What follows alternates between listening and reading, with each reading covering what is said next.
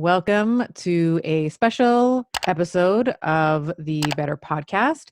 We had this as a regularly scheduled AMA, but we are going to be changing today's Ask Me Anything to discussing all facets of the coronavirus and COVID-19 in terms of the data that we've been able to amalgamate coming out of China, and also talking about I want to talk about psychology and I want to talk about physiology today. So I have my hostess with the mostest, Stephanie Major, alongside with me. Welcome back.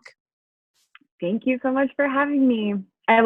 We can't be together in person, but I feel your energy even through a call like this. So I'm so glad that we can have a discussion today, and I get to see your face and have that connection with you, because I'm really missing it. I'm sure a lot of people are feeling the same way with people that they love, but yeah, get on a video call with them, because even just seeing you right now just lit me up. So I'm really excited to have this conversation with you. I haven't seen you so we were complaining the last AMA. We were like, we haven't seen each other for 2 weeks. This is the longest. And now I think this is actually going to be the record, because I haven't seen you now, I think, in person for 2 weeks.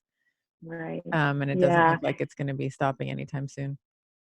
Yeah, and we're pretty lucky because we have I'm really thankful that I have my daughters in the house. So there is that human connection, because yesterday when I went for a run, it was almost bizarre to see other people. I went for a run. Everyone was staying very far away from each other. But it was bizarre to see other humans. But what I really liked, that instead of doing the courtesy, the neighborly nod, just like the no smile, kind of just a nod. Yeah. There you are. Nod. Yeah. Mm-hmm. It was people really looking at each other in the eye and smiling and just knowing, hey, we're all in this together. Like, maybe we're not connected and we're not gathering in the same places, but let's take that moment to connect. And I thought that was really special. I think that's really great. And I think that we are all being reminded of how delicate life really is, and our humanity, and how much connection really does matter. And there's there's been a couple of memes like, man, what a year this week has been, eh? 2 weeks from now, we're going to know everyone's hair color and, all this kind of silliness. But I think at the end of the day, we are really realizing how much we depend on each other, how intertwined we really are. So thank you for that observation and for sharing that. How are your kids feeling? What are they feeling? Yeah, they're good. I have, as you know, I have very sensitive children. They're very empathic. So my little one in particular, he's 7. He's been asking about coronavirus and what happens if you get it, and are we going to die? And so he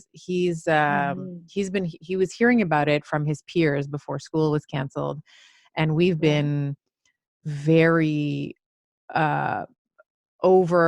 we've been taking a lot of precautions to not discuss it at the dining, at the dinner table. And whenever I'm trying to relay information to Giovanni about things that I've researched or things that I've, new understandings, which we're going to talk about today, we've been in the bathroom sometimes talking about it with the door locked, because I don't want the kids constantly hearing about it. I mean, this has hijacked the world's attention, and I think that they don't have the capacity to understand the severity. And I don't want them to just go to, well, what if my mom dies, or what if my dad dies, or what if my grandmother dies, or whatever. So we've been very careful about trying to lower the noise and the talk about it in the house. But they're definitely, when we talk about gratitude, we have this gratitude practice. I've mentioned it a couple times to you, and I've mentioned on the podcast a few times. In the evening, when we're sitting around a dinner, we say, what are 3 things that you're grateful for? And last night it was, I'm grateful that we don't have the coronavirus, and I'm grateful that we can stay in the house so that we don't get sick. So it's still weighing on them, but we're trying to be vigilant in terms of the information that's being shared. Yeah, that's smart. So I have teenagers at home. So the interesting challenge was when I really made that decision to social distance, I had to have that conversation with my 16-year-old, who socializing at that age is their entire life. That is life at 16. Yeah. And so I'm very grateful for Jennifer Kalari, which I know you've had on the podcast, because I Yeah. had to use the calm technique, because my first instinct was, well, if you go out there, you can never come back, and you're going to bring, and I started to panic, and I thought, Yeah. you know what? That's not what she needs right now. Mm-hmm. So we had a really beautiful conversation, and I just mirrored back everything that she was feeling. Like, yeah, it sucks. You love seeing your friends. You need to see your friends. It's so important to see your friends. I want to see my friends too. And then it evolved into a conversation of, well, you know what? This is a decision that I'm making, and I need you to be on board with it with me, because if I'm making the decision for myself and for my younger daughter, you have to be on board, because there's no point if we're not all doing it together. Yeah. And please do this for me. And ever since that conversation on Sunday or Monday, it's been really nice. We're getting into the groove of things, of being home and being together and making family TikToks and playing video games that they normally wouldn't have been able to play, and we're cooking together. So I'm really grateful that they're in this with me, and that we're practicing this together. Yeah. Yeah, that's awesome. And I wanted to do this.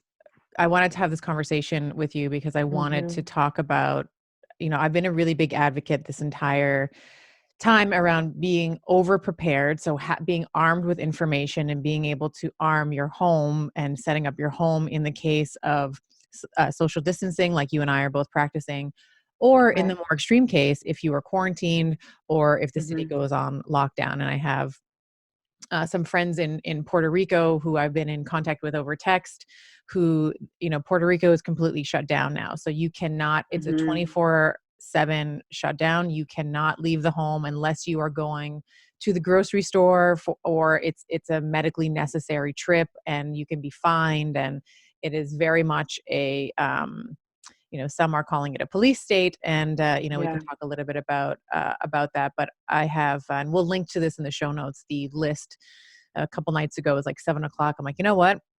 I'm going to publish another article on Medium, and let's put together a quarantine list. Let's put together a list of Mhm. what you need in the home.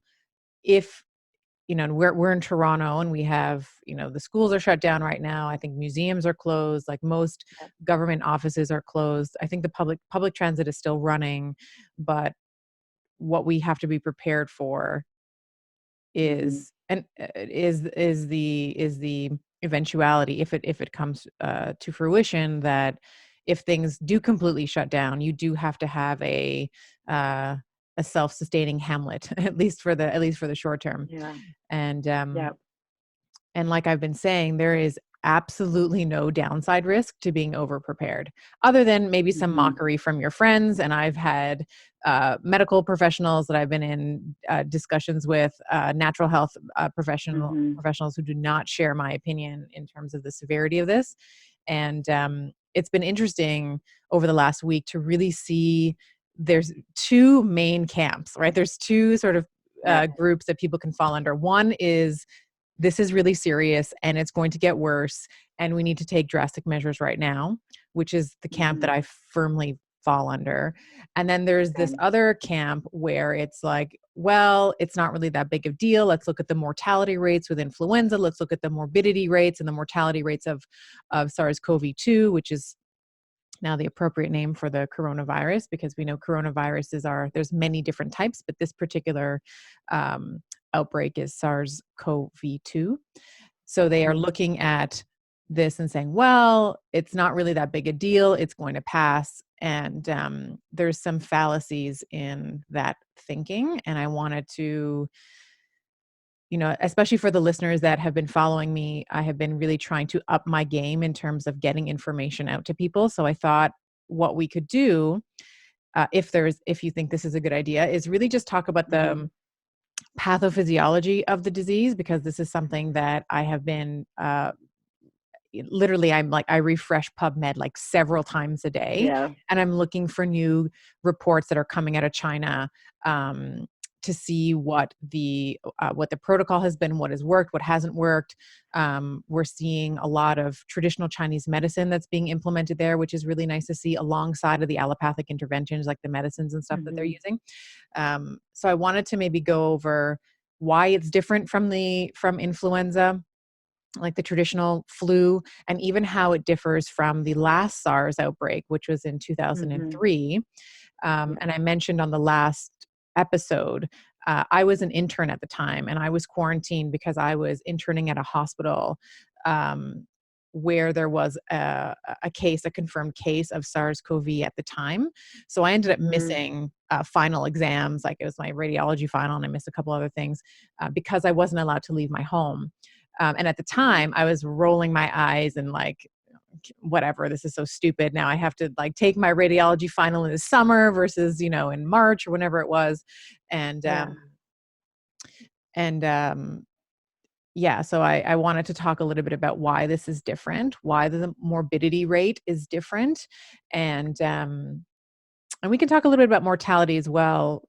I think that might be useful, especially. I mean, you and I were Mhm. on a call a couple days ago with some of the most brilliant minds in business. Like these Mhm. were, you know, Mhm. you could argue that these are like the most successful business owners in the Yeah. country, uh, and they didn't really understand.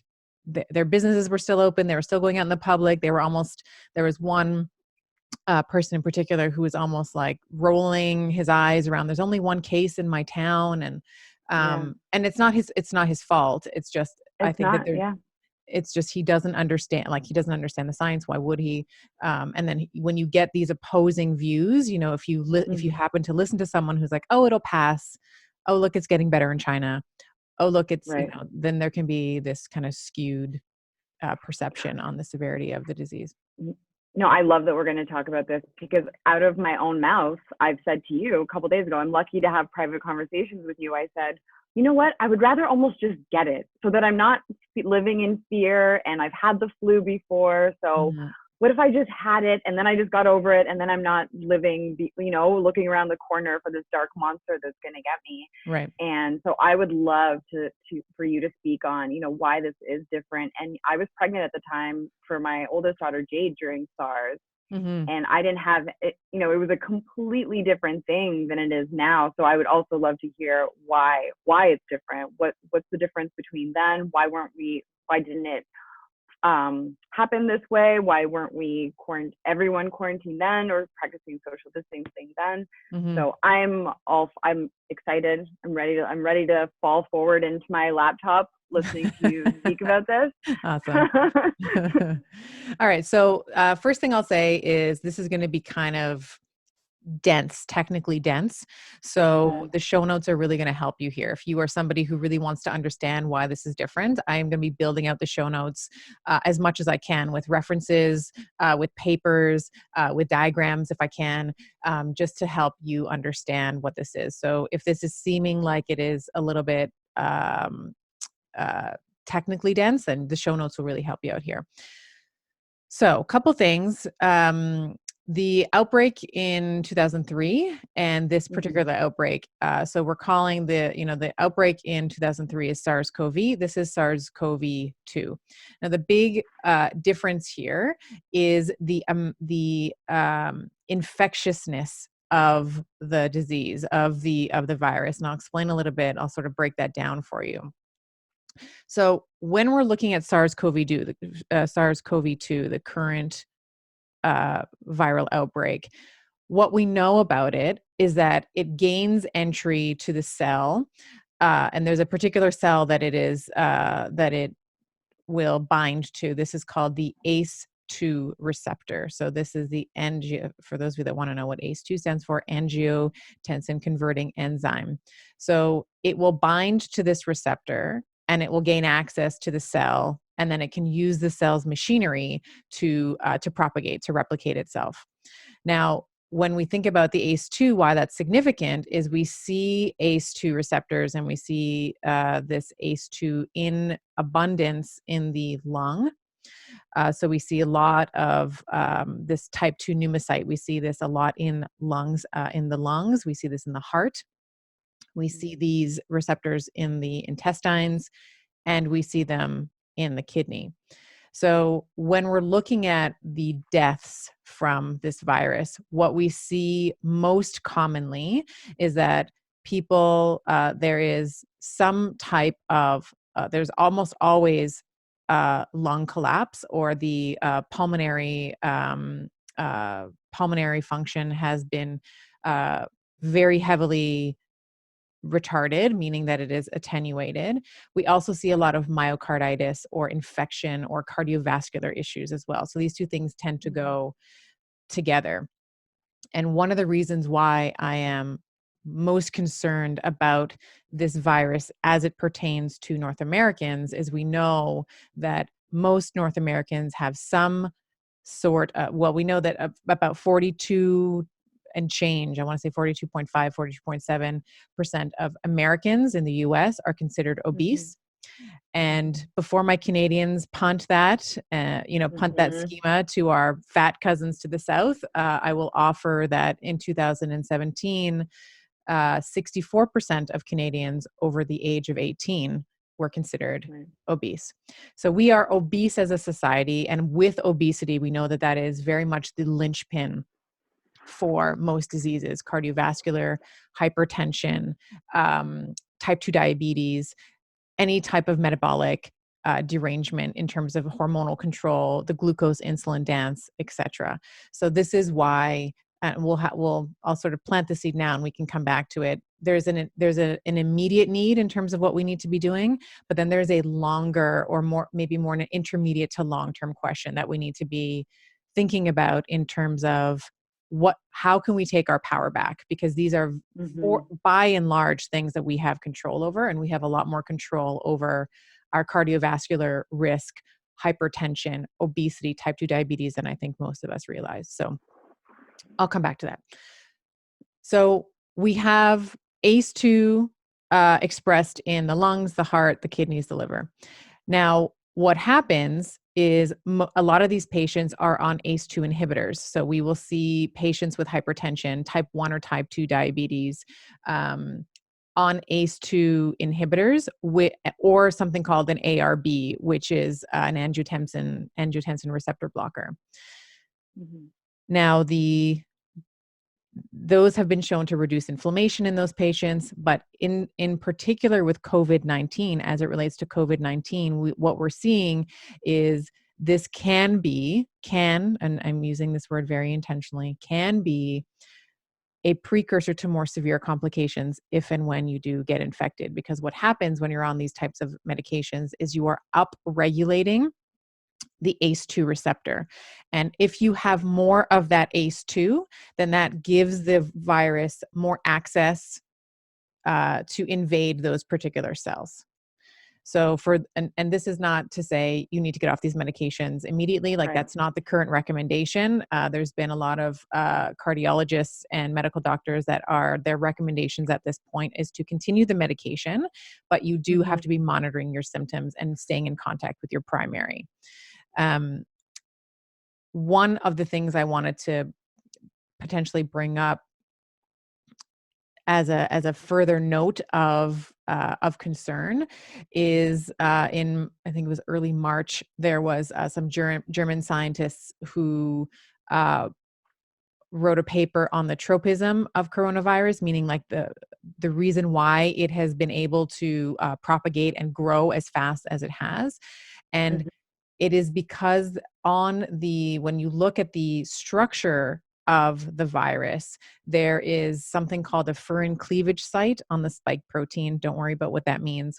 Basically, what that furin the furin cleavage site means is that virus is able to fuse to a variety of different cells. So we talked about the lungs, the heart, the gut, and the kidneys expressing that ACE2 receptor site. But the other concern is that the virus can also invade other cells, even that express that low ACE2.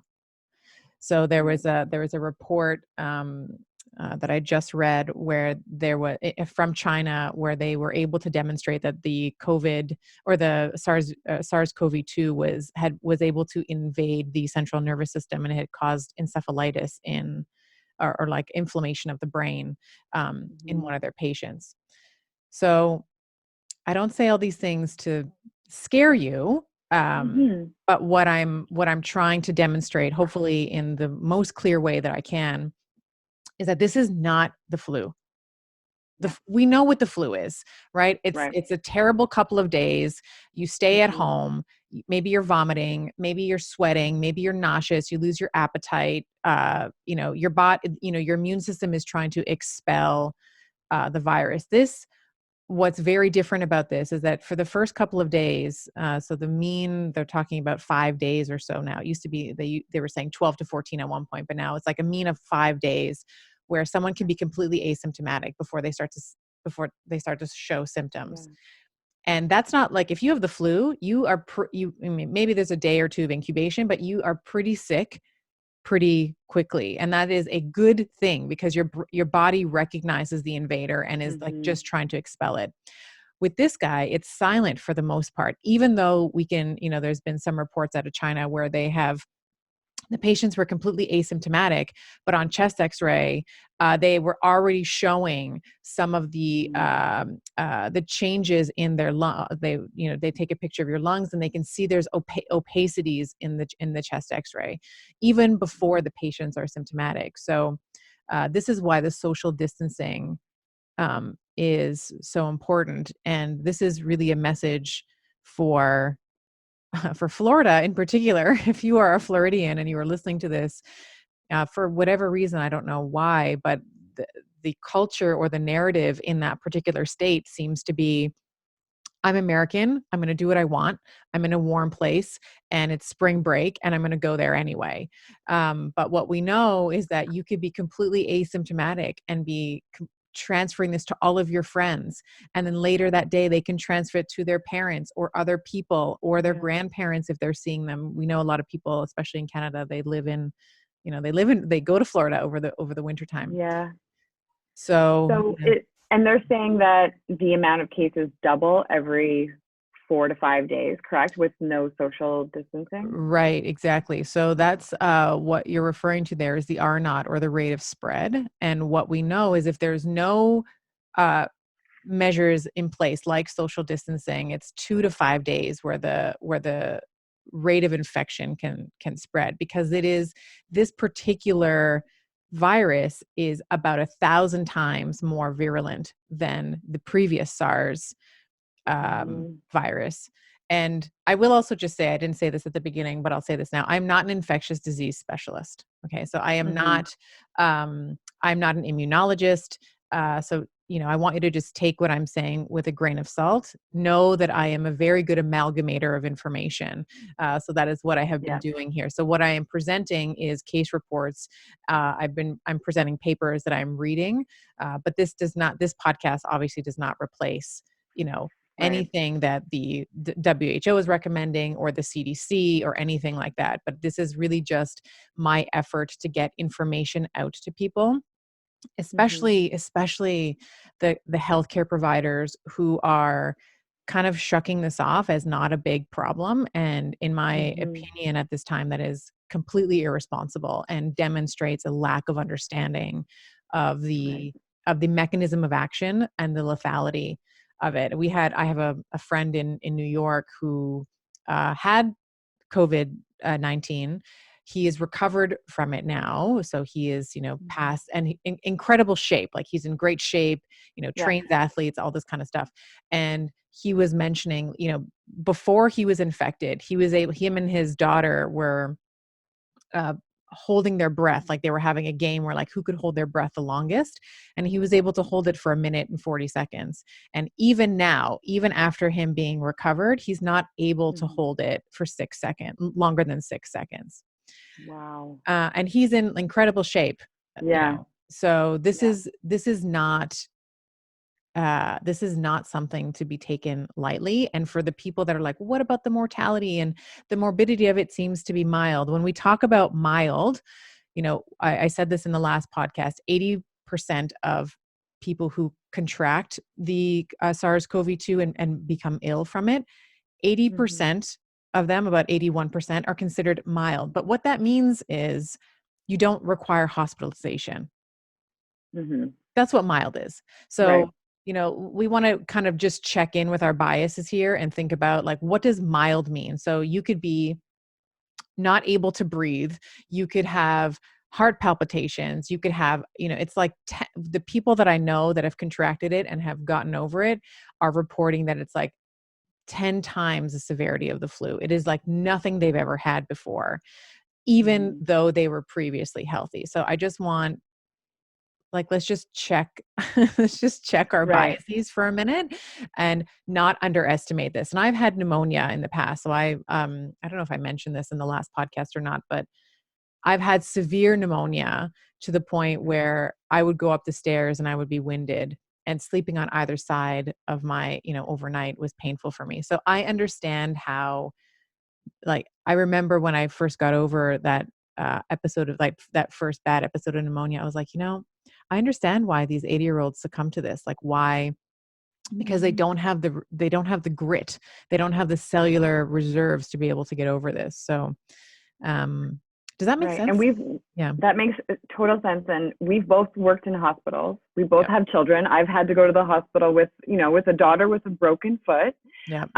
who, we know the hospitals. We know how busy they are. We know how overloaded they are on a good day. So doesn't that 20% not terrify you? If 20% needed hospitalization or some sort of intervention or healthcare, that's a lot of people if we don't really slow down this curve. Like, it's just, Yes. there's no way that we could handle that many people. And I don't have stats on Canada because it is incredibly hard to find information about Canada. The one thing I will say about the States is you can find anything you want about American statistics. So I will give you an American stat here, and we can just assume that this is very similar in Canada, but I don't have the data for sure. What we know about hospital beds in America, ICU beds, there's about 95,000 of them in a country of 330-ish million. So when we think about infection, I can't do math off the top of my head, but even if we assume a 1% infection rate, you can imagine how quickly the system is going to be overloaded. And what we've seen in Italy is the people are in the hallways trying to get care, and the doctors are, because there's so many people that are infected at the same time, they are having to choose who gets ventilation. For people that have more serious complications, they're having to choose who gets ventilation and who does not. I mean, first of all, I can't even imagine having to make that call. But imagine that's your grandmother that's like, you know what, we don't think that she's going to make it. I please be responsible. I know that there are many people that are already doing the right thing. They are already social distancing to the degree that they can. But for those of you that may be listening that think that this is going to pass, or I'm super healthy, so this doesn't concern me. At this point, I feel like this is, a civic duty that we have as a society as a whole to try and protect people who are most susceptible to it. I agree. Yeah. I totally agree. So what else? What more? Do you have more science to throw my way? Yeah. So I wanted to share the virility of the virus, not because I want to scare people, but just to really drive this point home that this is something to be taken seriously. Now, the other side of the argument is, so that's the germ, right? But what about the host, right? Because there's a reason why some people can get over it. Like I just read in Japan, she was 103 years old. She just got over it. She had the COVID-19, which is the disease that comes from SARS-CoV-2, and was able to fully recover from it. So what the question, and this is the intermediate term question that I planted before, there are immediate things that we can be doing. It's the hand washing, the social distancing, but what are the intermediate, or the things that we can start doing right now, but are going to take a little bit more time to implement? And this is kind of what you and I have been talking about privately in terms of how can we make ourselves the worst host possible for this virus. And I don't want, this is kind of part germ theory, part host theory, but I think that there's some truth in the middle here where we think about the virility and the lethality of the germ itself, but is it contagion, or can we start improving ourselves as a society. And I mentioned those obesity stats a few moments ago. And this is a time where you are at home. For many people, they've either, been laid off or temporarily laid off, or they're working from home, or, they're practicing social distancing, so they're staying in their home. So this is such a beautiful time for us to reevaluate some of our priorities, where we have been spending our time, our focus, our energy, and our money, and how we can Mm-hmm. maybe now move into a psychology and a physiology of empowerment and strength. So I wanted to, and maybe you can even talk about Yeah. some of the things that you're doing as well, but I want to talk about some like lifestyle medicine, like Yeah. getting back to, the stuff that I geek out about all the time. Like we can talk about nutrition, we can talk about fasting and what my specific fasting recommendations are right now. Exercise, which I know you've been engaging in, you were talking about your run, and also Mm-hmm. our mindset around this, because it is so easy for us to get into this fear and hysteria around corona and around Mm-hmm. SARS-CoV-2. And I think that we really do want to be practicing things that are going to get us into those parasympathetic states, or, as my friend Sachin posted a meme the other day, and it's sort of tongue in cheek, but it was, survival of the calmest, right? Like, how can we be the Yeah. calmest, and how can we ride the wave here, but also, st- you know, engage in a new beginning for ourselves?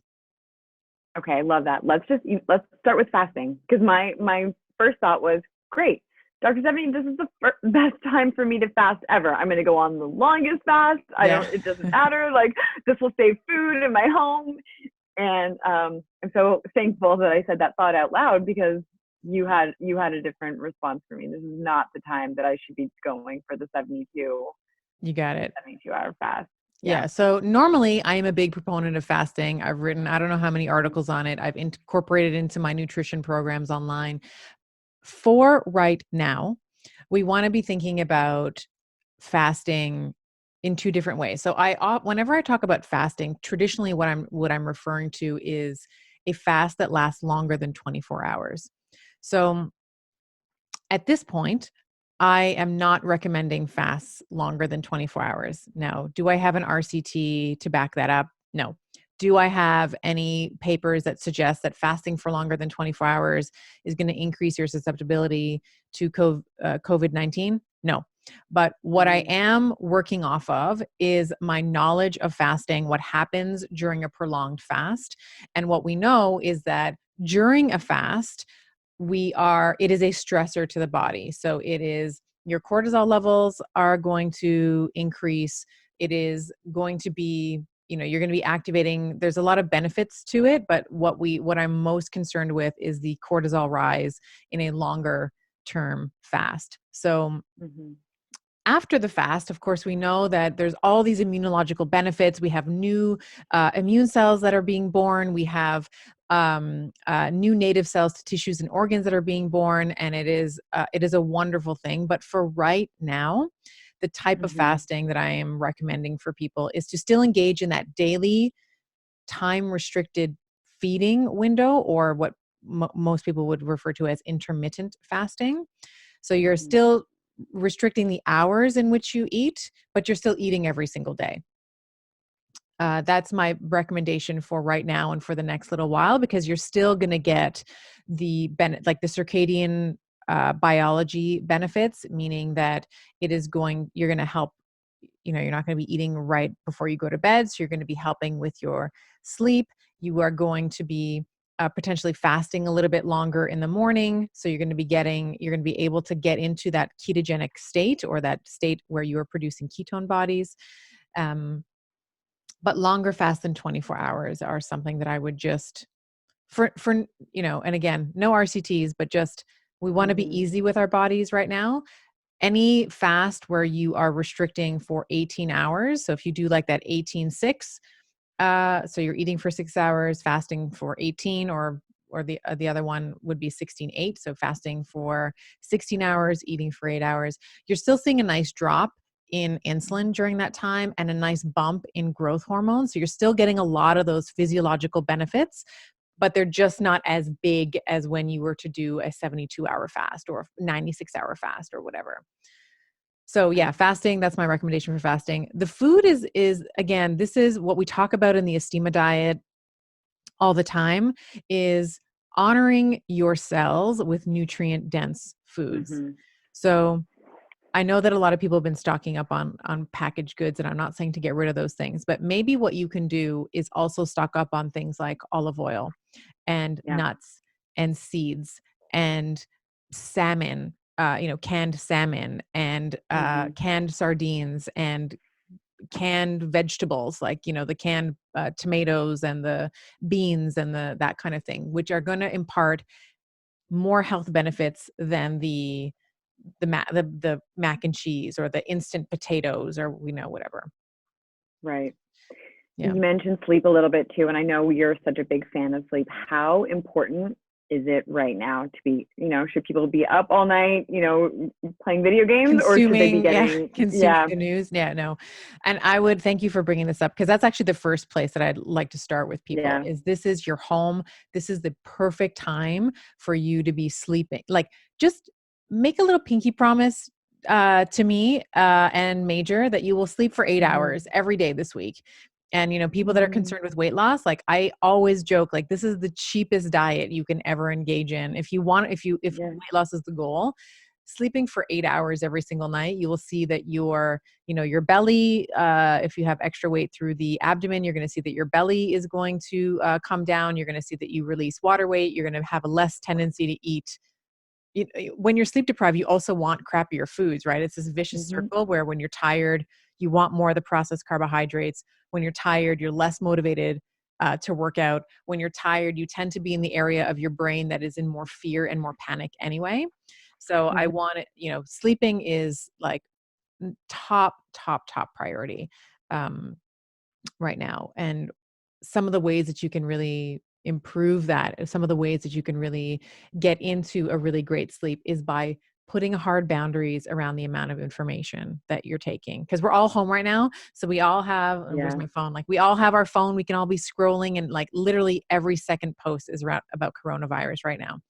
So really just choosing maybe 2 or 3 times in the day where you go to the WHO or the CDC, or if you want to check out, there's a nice map that Johns Hopkins University has put together in terms of the amount of confirmed cases throughout the world. If you want to be checking that 1-2 times a day, and other than that, like that's it, because now everybody has an opinion on it. Everybody can just get on and do a Facebook Live about coronavirus, and it is going to overwhelm your system. That is like my number one. And even myself, because I've been like, oh my God, I gotta learn about this virus. How is it so lethal? How is it so virulent? How is it, like, what's the morbidity? What's the mortality? Like, I also am doing that. And I've been checking myself, at least in the past couple of days. It's like, okay, I gotta just bring it down a little bit. Like, I gotta bring down the amount of information that I'm letting in, because it is affecting my sleep. It's affecting my mood.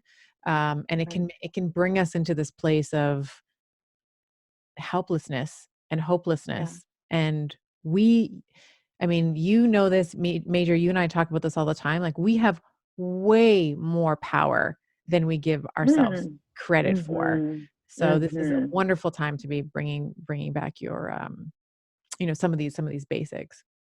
Or even just starting a sleep routine. You're here now in the evening. There's, you don't have a late dinner party or a meeting or a show to go to. You're home.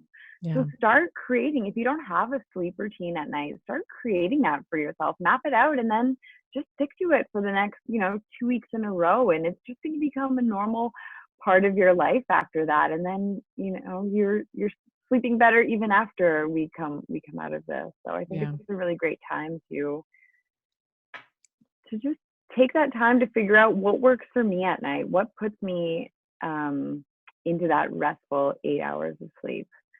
Okay, so we did sleep, we did exercise. No, we didn't do exercise. Are your exercise routines changing? Not at all. They're exactly the same. Yeah. The And exact same. that's really, so for me, I always I always work out at home. So I've created this home gym where I go down in the Mhm. morning and I get my stuff in. So a lot of people now are not going to the gym. Um, and I will, there's a lot of ways that you can still get your workout at home. So I've been posting a lot of kind of home videos for people to try out on my Instagram. So you can kind of go there if you like. There's a lot of, depending on, um, your orientation, like, there's yoga DVDs and videos that you Yeah. can do at home. There's Pilates, and you can even just use your own body weight. I mean, you have a home gym. It's called your body, right? Like you can just do Mhm. squats and burpees and switch lunges and push-ups. And actually, you know what I'll do? Today I wanted to post on my Instagram. I call them my kitty bell swings. So like I pick up Andreas and I'll literally do kettlebell swings with him, Yeah. because you can and I use my kids as squat weight and as push up weight because sometimes it's like super fun for them to see how fast mom can crumble onto the ground, but it's also Mhm. using Mhm. their weight as my resistance. And the more muscle mass you have, of course, we know the more resilient you are, the better insulin and glucose dance there is because we have a larger um, disposal. You can dispose of your glucose much more efficiently and much more readily. The more muscle mass that you have, obviously, the stronger that you are, the more resilient you are. So, training and working specifically on resistance training, and I talk about this all the time, but so I won't repeat myself here. But resistance training should be part of everybody's um, exercise regimen. We just have to figure out like where you are and how you can start. So check out my Instagram. I have a couple of I Yeah. posted it was like maybe a day or two ago now. Just no weights, just like my body weight, like stepping up onto a bench or a couch, doing curtsy squats and dancing. Like that was my workout. So actually that was Okay. yesterday I and love I'll that. tell you my butt is so sore today from what I did. Yeah. But it's not changing. So you're continuing as usual. Mhm. I love that. What about your supplements? Are they changing? Are you adding anything in? Are you discontinuing a supplement? What are you doing with your supplements? That's a good question. So I would my supplementation has changed a little bit. So Mhm. typically I will take an omega-3, I will take collagen, I take resveratrol when I eat something fatty, I take sulforaphanes. Um, what else do I take? I cycle them just based on my menstrual cycle, but those are sort of the consistence. And magnesium glycinate. I take magnesium glycinate like all through my cycle. Mhm. What's changing is I am now upping my omega-3 dosage. So now I'm having 2 grams a day, which is Mhm. high. I am increasing my vitamin D. Sorry, vitamin D is Mhm. the other one I take relatively consistently through my cycle, and I'm usually at about 4,000 international units a day. So it's a liquid vitamin D, so it's 4 drops. Mhm. I am now upping that. So that is between, depending on, I will just sort of squeeze the droppers. So it's like somewhere between Yeah. 6,000 and 8,000 I use per day. And I'm also giving that to my kids as well. So I'm giving my kids 2,000 to 3,000 international units of vitamin D per day. The Mhm. other thing that I've started taking that I don't normally take is N-acetylcysteine. So this, Mhm. and I take about 1 gram of that a day. So NAC is its short form. Important precursor to glutathione, which is the major antioxidant in the body. But there's also some really good research around its ability to repair scarring, people with history of lung issues, pulmonary issues. Very, very good for reducing the scarring and helping to heal in there. And I can pop some of those studies in the show notes as well. So I've started to take that again, just because of my history of having uh severe pneumonia. It was about 10 years ago that I was dealing with this, but also just as a potential prophylactic. And again, there's no supplement on the planet at the time of this recording that has been shown to Mhm. treat or prevent coronavirus, but these are just general immune boosting things. And I don't like things to be complicated with supplementation. Like I Right. just want to grab a couple of them, take them, and be on my way. there are some people that take gobs and gobs of supplements, like every day. There's like 40 supplements that Yeah. they take, and I I don't do that. So the only ones I would add in, I would be upping your omega-3 if you already are not taking one. And we can Mhm. link in the show notes the one that I'm taking, if Mhm. that's of interest. Vitamin D, and I like a D3 K2 blend. So I don't like D2, I like D3, and I like to pair that with a K2. And then the NAC, the N-acetylcysteine, is the only addition to my regular supplementation routine. Perfect. Okay, good. We'll put those in the show notes. Yeah. And your mindset, what are you doing for that beautiful mindset of yours? Has it been challenging? Are you fluctuating between feelings? Are you feeling, or how are you feeling? Yeah, I mean, for me, I love to live in my brain, and I don't like to live in my body. Like it's something that I'm softening into, and I'm trying to integrate the two together. So initially, and I think I mentioned this, I wasn't really paying a lot of attention to this. I thought it was just like another SARS-CoV. It wasn't going to be like that big of a deal. But the amount of information that has been coming out on it, particularly in PubMed, because I've been spending hours in the research, has been challenging for me, because I think when you have an understanding of the mechanism of action of the virus, you can have Mm-hmm. that moment where you're like, Jesus Christ, how the hell did it jump from bats to humans, and how the hell are there already 103 different strains identified? Because there are like, it is morphing at an exponential rate, and we hope that it's going to, you know, mutate its way out of existence. I mean, that's normally the normal progression of viruses. But there's been a couple of moments where I've been really concerned, and Mm-hmm. really not just not so much scared for myself, but just like concerned for humanity, about what Right. this really means. And I've been talking to you about this privately around what my philosophy is around all of this, because there, as I've mentioned, very distinct camps in terms of this is a big deal versus this is not a big deal.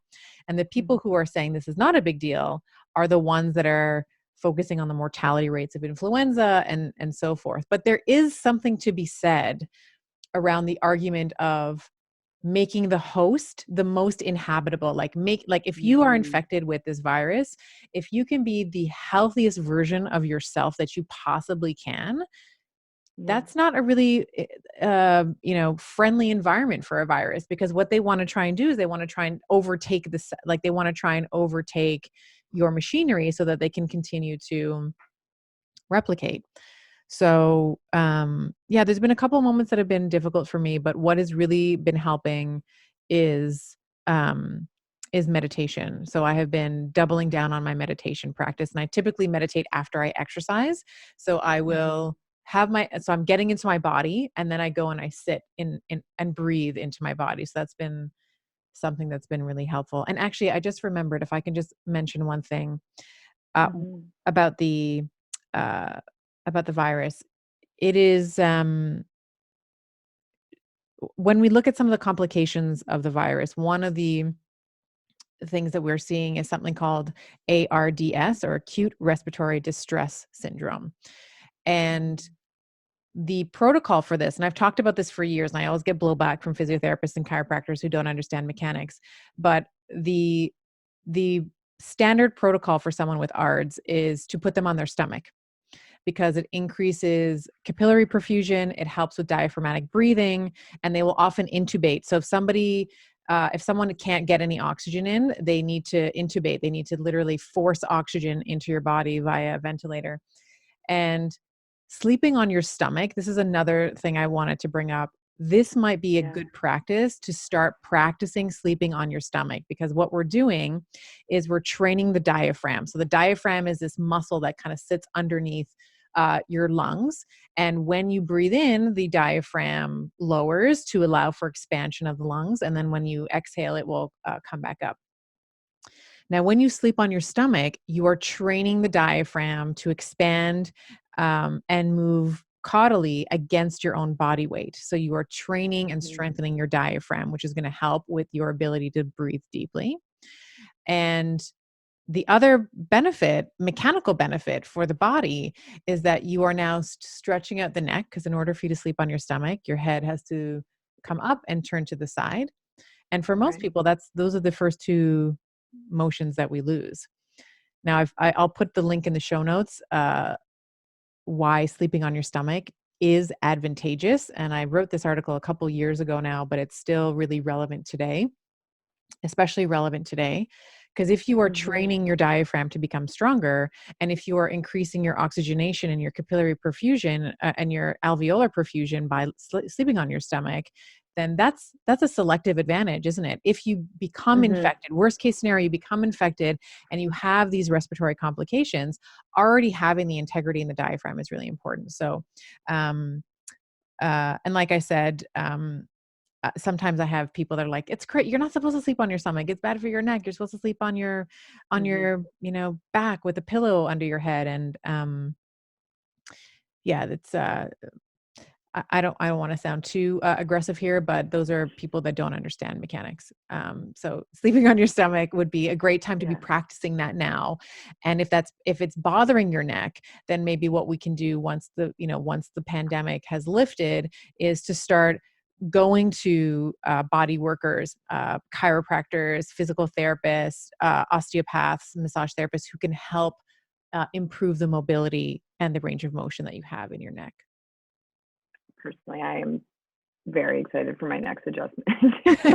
And I we're know, both me not too. getting adjusted right now, and I I don't think know. I've spent this much time Ugh, sitting in a chair or in front of a laptop. yeah, But I love the breathing. Okay, this is a very selfish question, but I am a chronic shallow breather. yeah. Is there something that I can be doing right now that's just getting like these big, beautiful breaths? Because I'm terrible at this. So would that be better for me? Is that good for me right now? Should I be I think so. Yeah, and myself? and I'm a shallow breather by default too. If I don't think Yeah. about it, I just breathe in the upper lobes of my lung. So we talked, Mm-hmm. I did a masterclass for my tribe, maybe it was last week now, and we talked Yeah. about this idea of vagus nerve breathing. So Mm-hmm.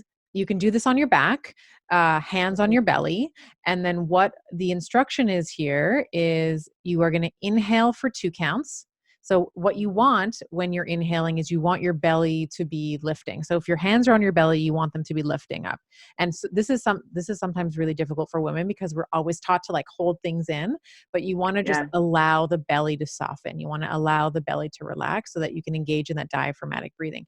So inhale for 2 counts. So 1,000, 1,000. Hold for just a moment on the inhale. So your belly is big, you have a little Buddha belly.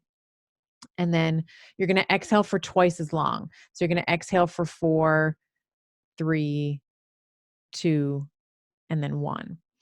And then on the next 2 reps, you'll inhale. So the next time you inhale, you're going to inhale for 3 counts. So Mm-hmm. 3, 1,000, 2, 1,000, 1, 1,000, hold at the top. And then you're going to exhale for double that. So now instead of exhaling for 4, you're going to exhale for 6. So 6, 5, 4, 3, 2, 1. And then the next time you inhale for 4, exhale for 8. It's a long breath cycle. Okay. That's 12 seconds, right? Yeah. In for 4, out for 8. So that is really forcing a lot of oxygen into the lower lobes of the lung. It's also, again, a way to strengthen the diaphragm. And most importantly, we are activating a nerve called the vagus nerve. So this nerve is involved in parasympathetic function. It's a really cool nerve. It starts off at the brainstem, and it's literally called the wandering nerve because it goes and it attaches to every single organ that we have in the body. And activating the vagus nerve will help us get into that calm state. It perfuses your body with oxygen, which is, a good, Yeah. byproduct. There's no downside to that. And then it also calms you down. And this is when we are in this state of overwhelm and you're listening to the news and all they're trying to do is scare the bejesus out of you. This is a really Mm-hmm. great time for us to just sink into our bodies and get and understand, even if you're scared and you're worried, like it's okay to be those things. I'm not saying that you just have to be this, perennial happy person. It's okay Mm-hmm. to be scared and it's okay to be concerned. Those are normal human emotions, but sink into your body and actually feel what she or he or it is trying to tell you. So that would be and I'm doing that every morning and every evening, and I'm doing that with the kids as well. So we do our the kids like to fall asleep with me in the bed, and they've permanently moved into my bed right now. So they are sleeping with me overnight. So we Mm-hmm. are doing that vagus, like that belly breathing together, so I can help Mm-hmm. them just kind of calm down, and we're trying to keep things as normal. I mean, next week's going to be fun because I turn into the teacher next week. So they're Right. guaranteed to hate me all the time now because now not only do they have my totalitarian nutrition practices, but now the the Stalin style teacher. I Mm-hmm. have like workbooks I've already ordered and all this kind of stuff. But yeah, the breathing would be something that I would encourage you to do daily, twice a day. You can do it with your kids. You can do it with your partner. You can do it by yourself to some music that you find relaxing. Right. Okay. So I want to know if you have anything else that you want to talk about that people can be doing right now. Because what I'm really excited about, and I don't know if this is just, I'm a future thinker, but how we can become, have you heard of doomsday preppers? No, what is that? Okay, so these are preppers who, it's fascinating, and I know they're all going like, see, I told you, but they're always planning for an apocalypse, and it's always about like food and water and stuff that they can do to their home. But what I love what you're talking about is how do we become like body doomsday preppers? Like how Yeah. can we make ourselves, how can we prepare for something like this happening in the future, which the likelihood is probably good. Now that we know that something like this can travel globally, we need to be prepared. Yeah. So tell me if you have anything else that we can be doing right now, but also let's dive into how do I train for the next possible time that this could happen. Yeah, so we've talked about sleep, so doubling Yeah. down on sleep. Nutrition, I mean, I am a big fan of eating a carb appropriate lifestyle. So we talk Mm-hmm. about this in the Estima diet. So if that's something that you want to engage in, whether it's a ketogenic diet, which you can find lots of free resources online to engage in, or if you want to come into a community like ours, you can. Exercising and incorporating a lot of resistance training. And I like to think about resistance training as training your resistance, right? So you're not training to become good at lifting weights. You're training to become good at life because you are doing hard things, right? Like, when I wake up, there's not like, I don't want to work out every day. Like there's some days where I have motivation, but most days I'm like, oh God, I got to go downstairs again and do the same thing I did yesterday. But that develops grit, right? Not only the mental grit from Mm. following through on something, but it develops self-trust because you made a promise to yourself and you're following through on it. But on a Right. cellular level, it also develops cellular grit because you are doing hard things. Um, the fasting we've talked about. The only other thing I would actually add to this would be cold showers. Again, hard thing, something I hate. I hate to take Mm-hmm. I I love hate my it warm too. showers. But I do. when you do it, it is something, again, making a promise to yourself. It creates resilience, mental toughness, and it also creates cellular grit as well. And if you want to think about how exactly it does that, you can go back to my conversation with Dr. David Sinclair on sirtuin activation. I forget what episode he is. I want to say 11 or 12. Yeah, he's But pretty early on.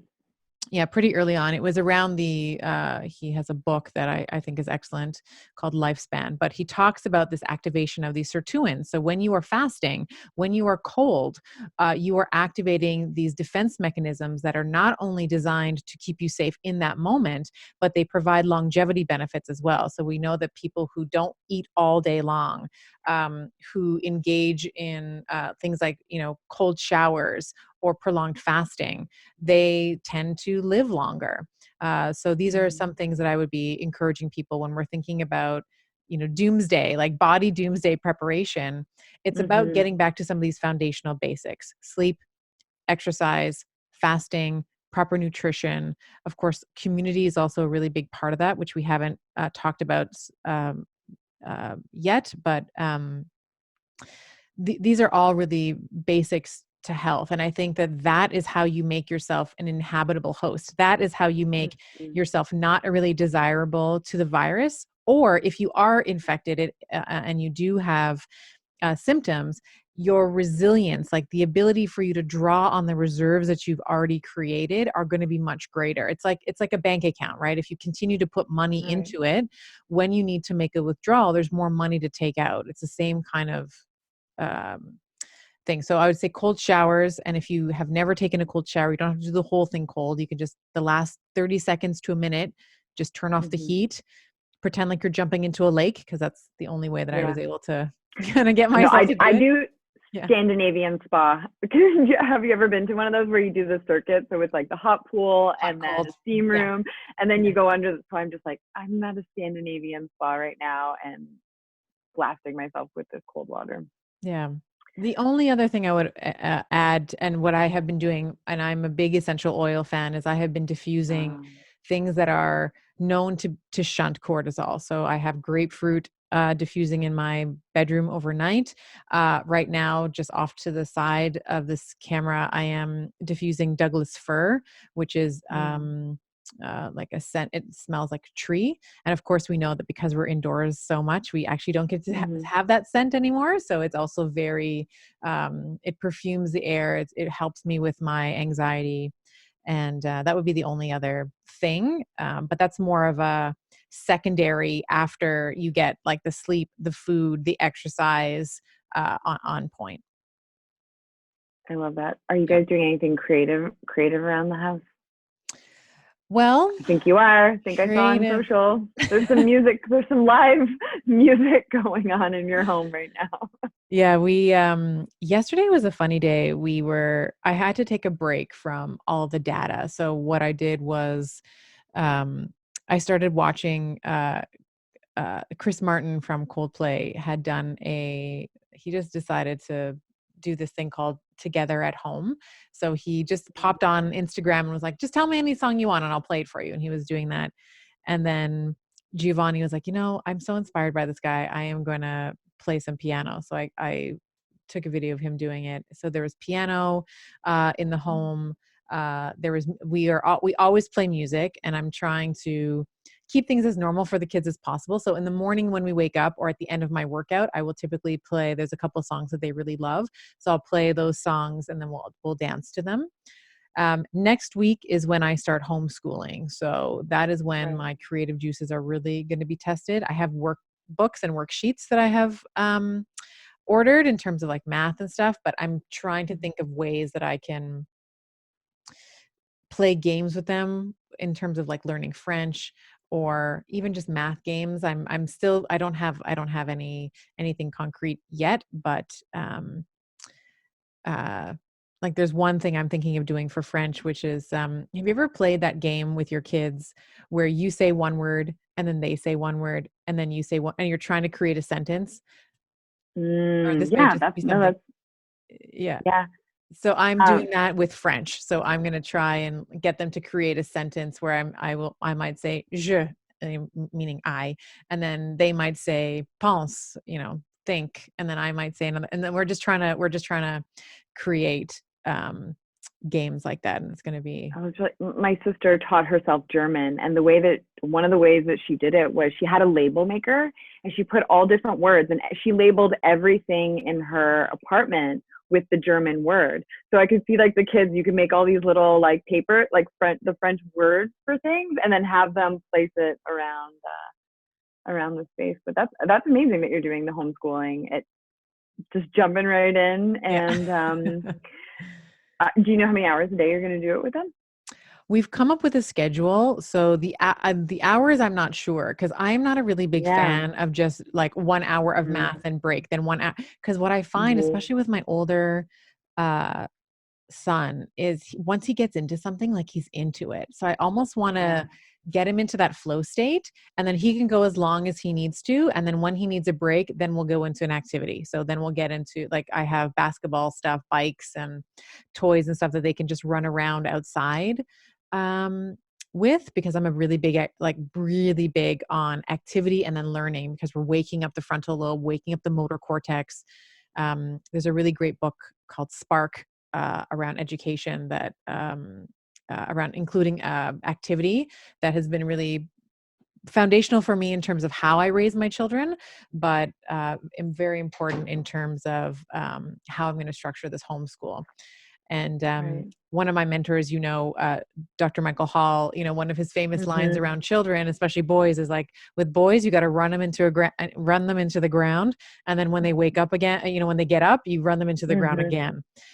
So that's Mm-hmm. what we're trying to do with the kids. So maybe, I don't know, if I could put a number on it, maybe 6-7 hours, something like that. Wow.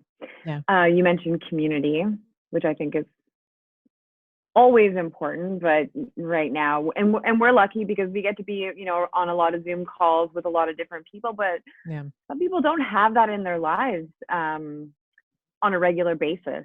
So, but I've been seeing people do some pretty creative things online there. I got invited to a Friday night like Zoom dance party. People are having dinner parties online. People I are, saw that. Yeah, I saw one of my friend Emily did that. She had a dinner yeah, party, a Zoom dinner party, which I thought was really great. yeah. How great Yeah, if you've I always think wanted to have a dinner party and like there's zero cooking involved. You just set up a Zoom room. yeah, I think the social distancing is important right Mm-hmm. now, but that doesn't mean isolation, right? So we want to be Mm-hmm. physically distant from people, but we still want to be connecting. And this is especially true for our elderly population. So we had James Mescal on the podcast who talked about the power of community. And this is Right. a way for us to become innovative in terms of how we communicate with people. So, for example, today we are FaceTiming the kids' grandparents, like they have an iPhone, and we're going to be FaceTiming them so they get to see their grandparents, get to talk to them. And I Mm-hmm. would encourage anybody who has to stay away from grandparents or has to, who is social distancing, to get on like a FaceTime, like get on, a call would be like the bare minimum, but most of us have smartphones. You can do video conferencing from your phone or from your computer, FaceTime if you have an iPhone. These things are really, really important now more than ever. And I love the creativity. Like I love the idea of a dinner party and you don't have any of Mm-hmm. the cleanup, right? You cook for Yeah. yourself, then you get to see and chat to everybody, which is lovely. Mm. Oh, I loved our talk today. This is amazing. Do you have anything else any more? Because I know you've been doing a lot of reading. Is there anything else that you want to add into this conversation? Yeah, it's been said before, but I think it's worth mentioning again. Washing your hands and being very mindful of the things that are coming into your home right now. So I asked my kids yesterday, because I'm trying to get them to wash their hands like in the morning, before and after every meal. If Right. they've been touching their, devices, because I'm letting them have a little bit more devices right now. We have to wipe down the devices and all that.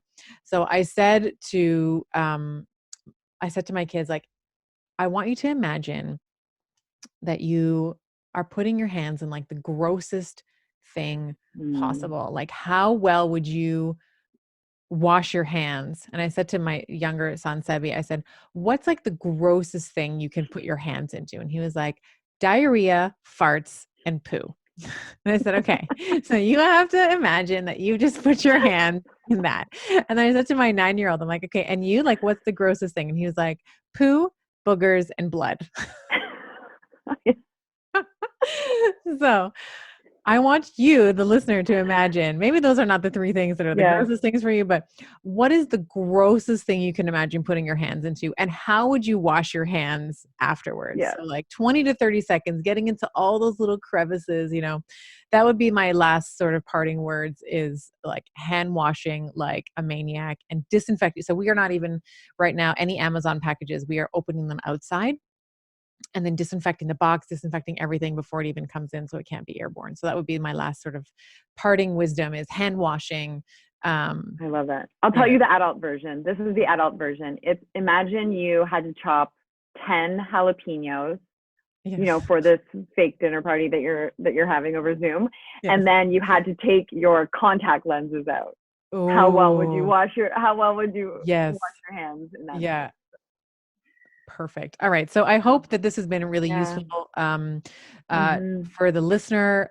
And I hope that I've been Mhm. able to persuade some people to really not only understand the mechanism of action with the disease, but also how we can be moving forward. How can we be bigger, better, stronger? I feel like I'm saying like a Kanye West song here, but like Yeah. faster, better, how we can really rise from this and answer the question, how can I be the best version of myself metabolically, physiologically, psychologically, from a psychological perspective as well, because these are really this virus, at least for me, I've been questioning everything that I do, what I Hmm. believe, what I don't believe.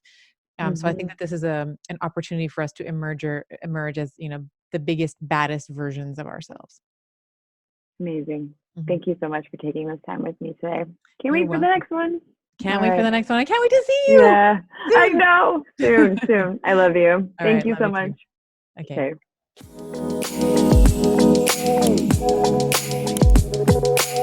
Okay.